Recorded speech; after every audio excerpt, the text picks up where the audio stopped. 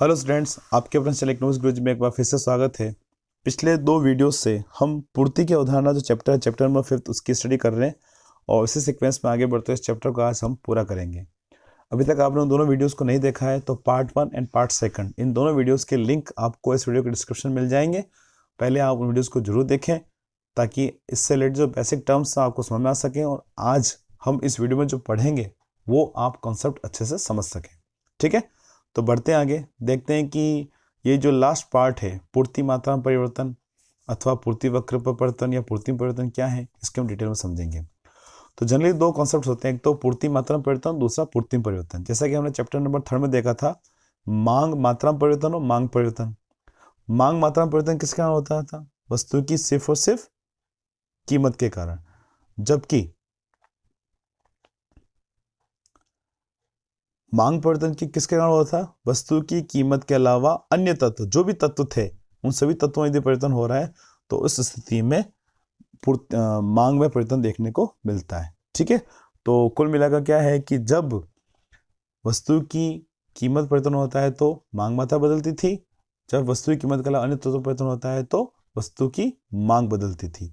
इसी प्रकार से यहाँ पर यह भी कॉन्सेप्ट है कि जब वस्तु की कीमत में परिवर्तन होता है तो पूर्ति मात्रा में परिवर्तन आता है। ठीक है, उसे कहते हैं हम पूर्ति मात्रा में परिवर्तन। और वस्तु की कीमत के अलावा जो भी अन्य तत्व हैं, जैसे कि उत्पादन साधनों की कीमतें, सरकार की नीतियां, समुद्री वस्तुओं की कीमतें, यदि उनमें परिवर्तन आता है तो उसके कारण जो परिवर्तन आएगा वो कहलाएगा पूर्ति में परिवर्तन। तो ये दोनों में क्या बेसिक डिफरेंस है, डायग्राम के थ्रू समझेंगे। बढ़ते आगे देखते हैं।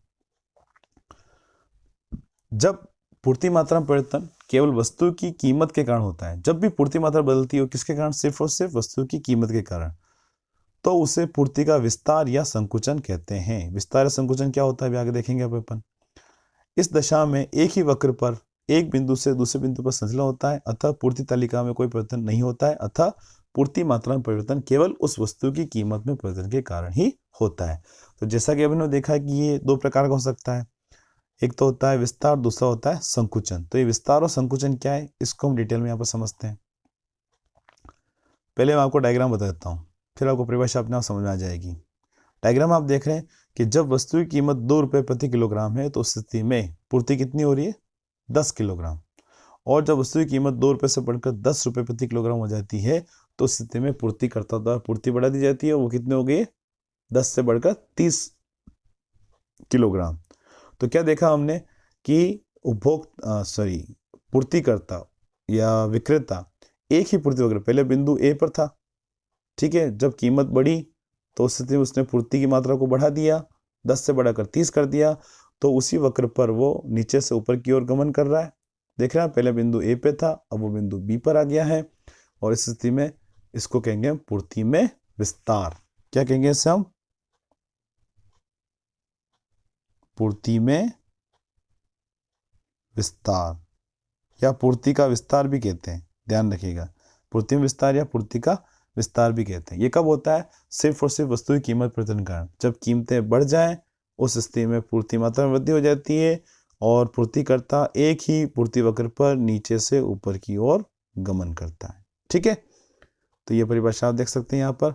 अन्य बातें समान रहने पर यदि कीमत में वृद्धि के कारण अधिक वस्तुओं की पूर्ति की जाती है तो उसे पूर्ति में विस्तार कहा जाता है। ओके, फिर बात करते हैं हम पूर्ति में संकुचन। इसको डायग्राम देख रहे हैं, जस्ट इनवर्स। हमने पूर्ति का विस्तार देखा था, उसका जस्ट विपरीत है यहाँ पर। आप देख रहे हैं जब वस्तु की कीमत 10 रुपये प्रति इकाई है तो कुल पूर्ति कितने हैं यहाँ पर? 30 इकाइयाँ। और जब कीमत घटकर 10 से घटकर 2 रुपये प्रति किलोग्राम रह जाती है तो स्थिति में उत्पादक द्वारा पूर्ति जो है वो 30 से घटकर कितनी हो जाती है? 10 इकाइयाँ। तो पहले बिंदु ए पर था, अब वो बिंदु बी पर आ जाता है। तो वो एक ही पूर्ति वक्र पर क्या कर रहा है?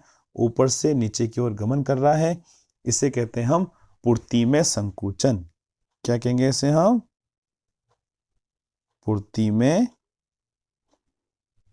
संकुचन। ठीक है, तो इस प्रकार से आप देख सकते हैं कि जो परिवर्तन यहाँ पर होते हैं वो परिवर्तन हम आसानी से देख सकते हैं। वो परिवर्तन किस कारण हो रहे हैं? वस्तु की कीमत में परिवर्तन के कारण। यहाँ पर क्यों आया है कि वस्तु की कीमत जब बदली है तो उस स्थिति में वस्तु की कीमत कम हुई है ना, तो उस स्थिति में क्या हुआ, पूर्तिकर्ता ऊपर वाले बिंदु से नीचे वाले बिंदु की तरफ गमन कर रहा है, ठीक है। और जब कीमतों में वृद्धि होती है तो पूर्तिकर्ता नीचे वाले बिंदु से ऊपर वाले बिंदु की तरफ गमन करता है। तो कुल मिला के क्या हो रहा है, यहाँ पर एक ही पूर्ति वक्र है, उस पर या तो ऊपर की तरफ गमन किया जा रहा है या फिर नीचे की तरफ गमन हो रहा है। इसलिए यहाँ पर कहते हैं पूर्ति मात्रा में परिवर्तन अथवा पूर्ति वक्र पर संचलन। एक ही पूर्ति वक्र पर नीचे से ऊपर की ओर या फिर ऊपर से नीचे की ओर, देख रहे हैं ऊपर से नीचे की ओर आ रहा है, इसलिए इसको कहते हैं या तो पूर्ति मात्रा में परिवर्तन या फिर पूर्ति वक्र पर संचलन। यानी एक ही पूर्ति वक्र पर उत्पादक या पूर्तिकर्ता ऊपर या नीचे गमन कर रहा है, ठीक है। ये किसके कारण होता है, सिर्फ और सिर्फ वस्तु की कीमत में परिवर्तन के कारण ही। ओके, फिर बात करते हैं हम यहाँ पर पूर्ति में परिवर्तन अथवा पूर्ति वक्र में स्थानांतरण।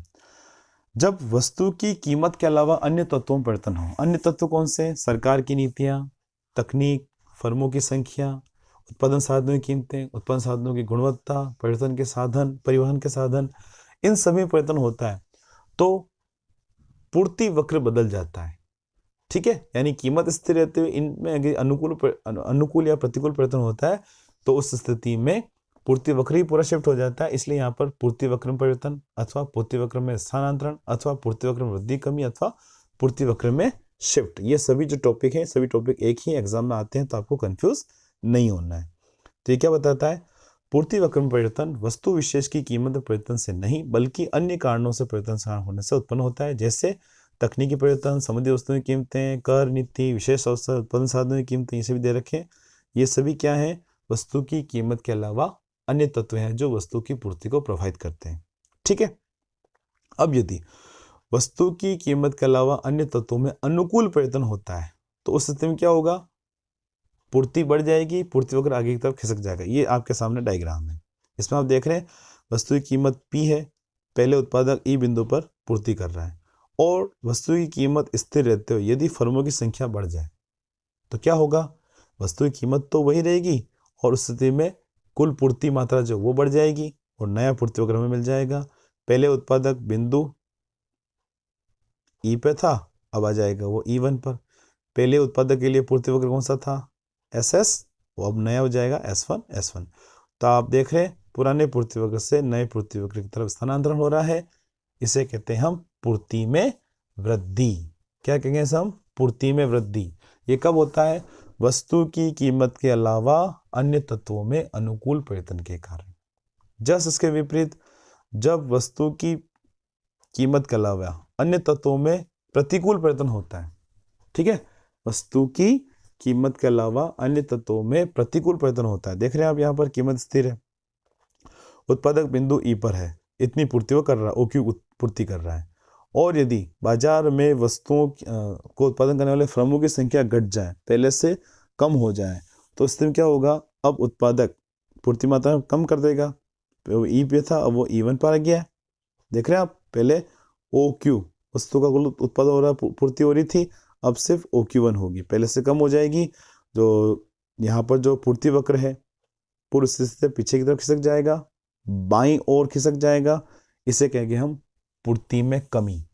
क्या कहेंगे इसे हम, पूर्ति में कमी। ये किसके कारण होता है, वस्तु की कीमत के स्थिर रहते हुए, अर्थात वस्तु की कीमत के अलावा अन्य तत्वों में प्रतिकूल परिवर्तन, जैसे कि तकनीक खराब हो जाए, पुरानी हो जाए, फर्मों की संख्या कम हो जाए, उत्पादन साधनों की कीमतें बढ़ जाएं, है ना। इन सभी कारणों से हम देखें तो यहाँ पर पूर्ति वक्र जो है अपनी मूल स्थिति से बाईं ओर पीछे की ओर खिसक जाएगा। आप देख रहे हैं यहाँ पर पूर्ति वक्र पहले SS था, अब वो S1 हो गया, अपनी मूल स्थिति से बाईं ओर खिसक गया, ठीक। तो हमने यहाँ पर देखे 4 कॉन्सेप्ट्स देखे। पहला क्या देखा, पूर्ति में विस्तार। ये क्यों होता है, वस्तु की कीमत बढ़ने पर। देख रहे हैं आप, वस्तु की कीमत जब बढ़ती है तो पूर्ति बढ़ जाती है और स्थिति में जो पूर्ति करता है एक ही पूर्ति वक्र पर नीचे से ऊपर गमन करता है।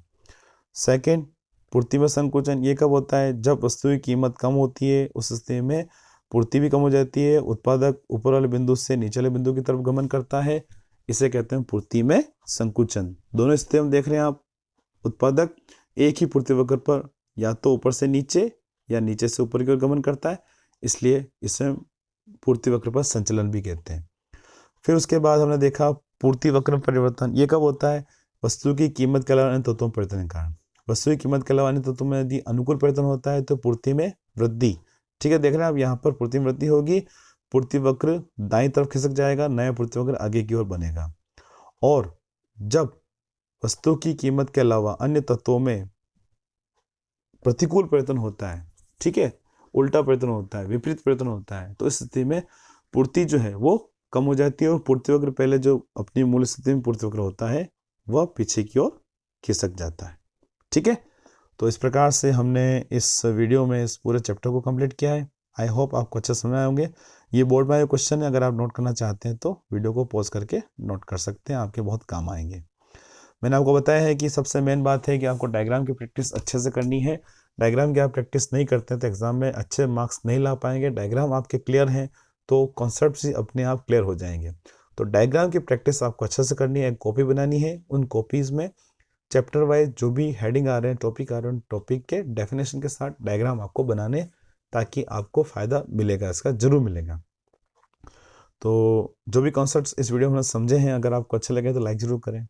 चैनल के नए व्यूअर हैं तो चैनल को सब्सक्राइब भी जरूर करें और ज़्यादा से ज़्यादा अपने फ्रेंड सर्कल में उसको शेयर करें।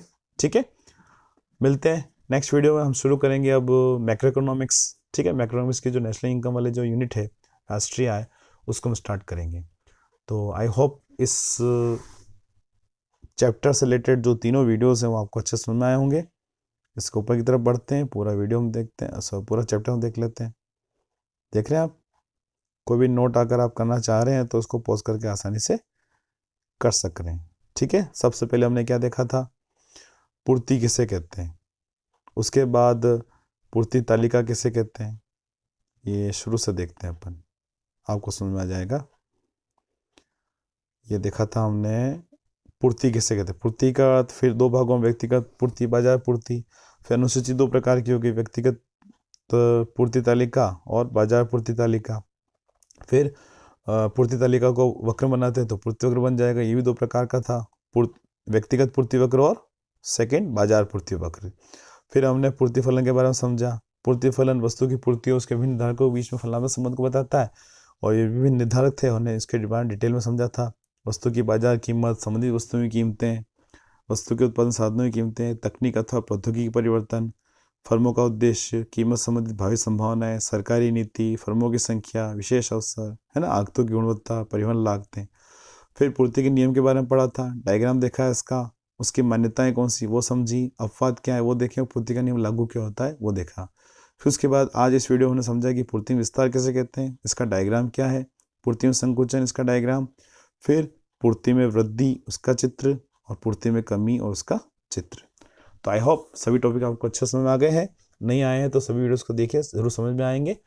चैनल को लाइक करना ना भूलें, सॉरी वीडियो को लाइक करना ना भूलें। ठीक है, मिलते हैं नेक्स्ट चैप्टर में जो समष्टि अर्थशास्त्र से संबंधित है।